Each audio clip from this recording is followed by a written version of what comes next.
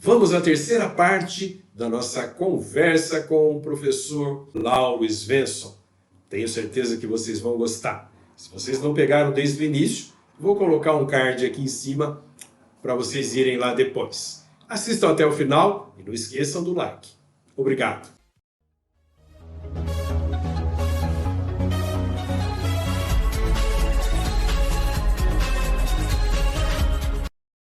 De volta aqui com o professor Lauro Svensson sobre um assunto danado. Danado, mas eu acho que está explicando direitinho isso daí. Inclusive, aí a sugestão, né?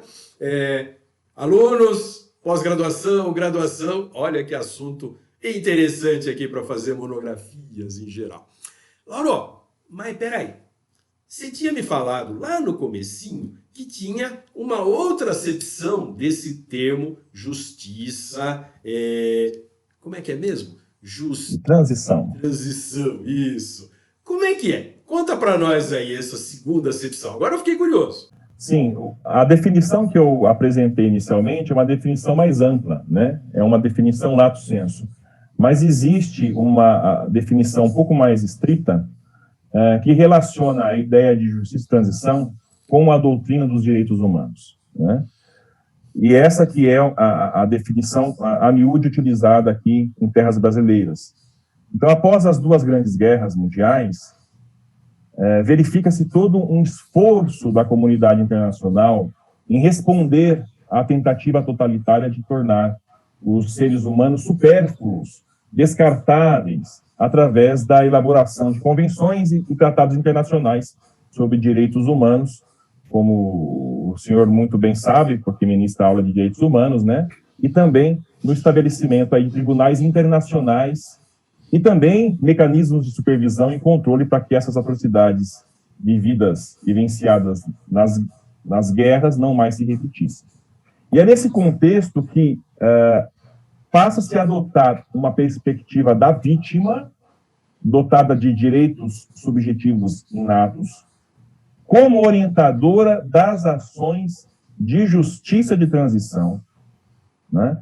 E ela, a justiça de transição, passa a ser entendida como uma resposta às extensas e sistemáticas violações de direitos humanos, como resposta às violações de direitos humanos, com fins ao restabelecimento da paz, do Estado de Direito e da democracia sustentáveis. E é justamente esse o entendimento que prevalece na discussão recente, que foi instaurada no Brasil, acerca da superação do nosso legado ditatorial.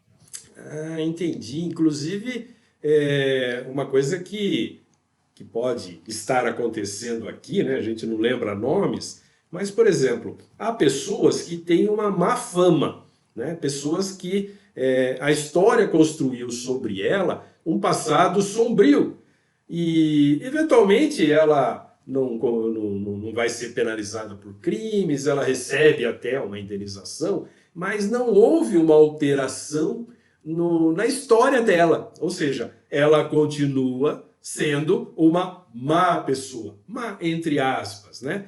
Envolve isso também, Lauro? Envolve isso de maneira absoluta, né? A gente tem que ter ideia, em primeiro lugar, que a história é uma história contada pelos vencedores. E a justiça de transição, como esse topos argumentativo, ele vai muito além da ideia de anistia, como não punição, ou de reparação, né? Então, existem várias estratégias de enfrentamento ao passado autoritário que extrapola a simples reparação financeira. Então, quando nós falamos em justiça de transição, nós estamos falando, por exemplo, sobre mudanças legislativas, sobre mudanças institucionais, instituições como a polícia, né?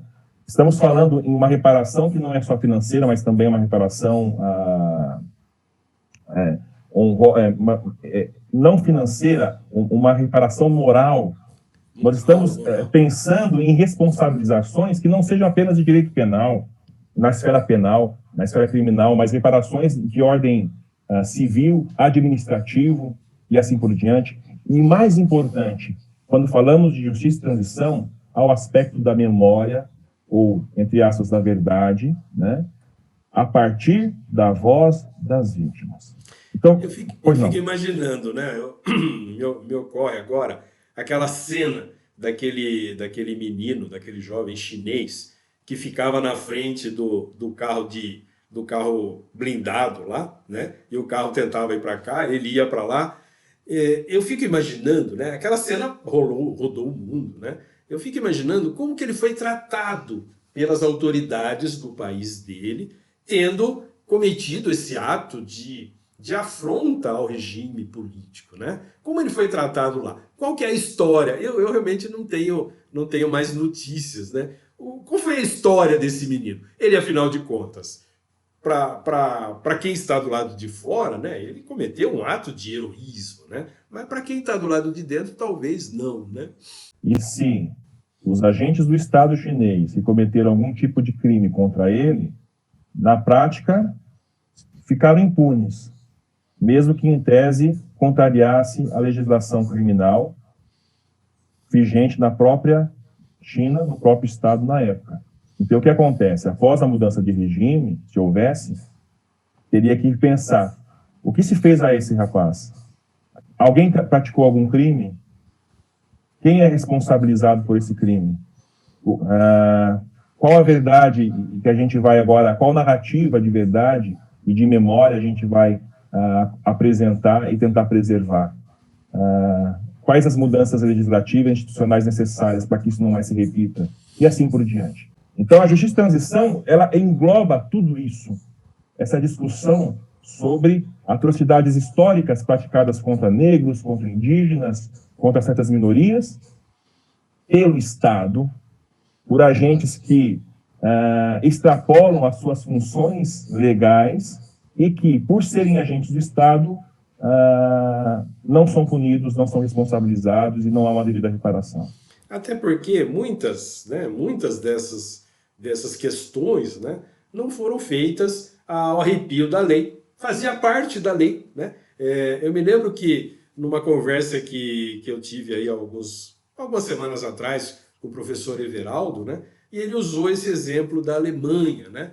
Lá no Tribunal de Nuremberg, né, muitos oficiais alemães e tal falaram, né, para se defender, falaram, mas estávamos cumprindo ordens. E esse era a nossa obrigação, de cumprir ordem, né? E quando você tem, né, e os regimes muitas vezes buscam se institucionalizar no local, criando leis que favoreçam essa institucionalização do regime. Então, muita coisa que aconteceu no passado, que hoje a gente olha assim e fala, nossa, que horror, era coisa legal, né? Era coisa que estava dentro da lei, né? Então, quem estuda direito hoje, né, sabe, né, que a lei é a fonte principal de todos os ramos do direito e tal, mas tem essa questão que a gente poderia olhar por outro ângulo, né, por outro lado. Perfeito. Tem um jurista muito interessante, contemporâneo de Kelsen, chamado Gustav Hadley, e ficou muito conhecido porque ele foi um crítico áspero do nazismo, foi expulso, depois volta e termina sua vida como professor de Heidelberg. E ele dizia uma frase muito interessante, que está no seu livro Filosofia do Direito, no capítulo sobre estética, em que ele fala que o bom jurista é aquele que tem má consciência da sua profissão. O bom jurista é aquele que tem má consciência da profissão. O Estado, sim, como você muito bem disse, ele pode ser visto não como alguém, entre aspas, né, como uma pessoa jurídica de direito público, que faz leis para proteger os cidadãos, mas muitas vezes as leis criadas são justamente para preservar o status quo e permitir o domínio e exploração de uma classe contra outras classes. É uma crítica marxista clássica. E a pergunta que surge, se o Estado existe para proteger o cidadão, o que protege o cidadão contra o próprio Estado? Quem vigia o vigilante? Né? Quem nos protege contra quem deveria nos proteger? Isso se coloca. Mas, em relação à ditadura, ao contrário de outros países, como a Alemanha, que o senhor acabou de lembrar-nos, aqui o que se verificou foi a prática ilegal, criminosa dos agentes do Estado, em que aparentemente havia uma normalidade jurídica, porque as leis se mantiveram, de certa forma. O Código Penal era de 40, né, com as suas reformas, 84, etc. Mas o que acontecia é que, na chamada Tigrada, grupos da ditadura agiam contra a lei porque sabiam que estavam acobertados. Aí a ideia do direito e a política, né? E mesmo hoje, com uma nova Constituição, com um novo ordenamento jurídico, algumas leis têm dificuldade de serem aplicadas. Por exemplo, a questão das terras indígenas, que são garantidas por lei, pela Constituição, mas esses direitos não são, de fato, aplicados. Ah, esse negócio de lei que não é aplicada, que não funciona, ou que não pega, né? Isso é bem interessante. Laura, vamos fazer mais um intervalinho, a gente volta daqui a pouquinho para fechar esse assunto aí, tá bom? Até já! Até mais.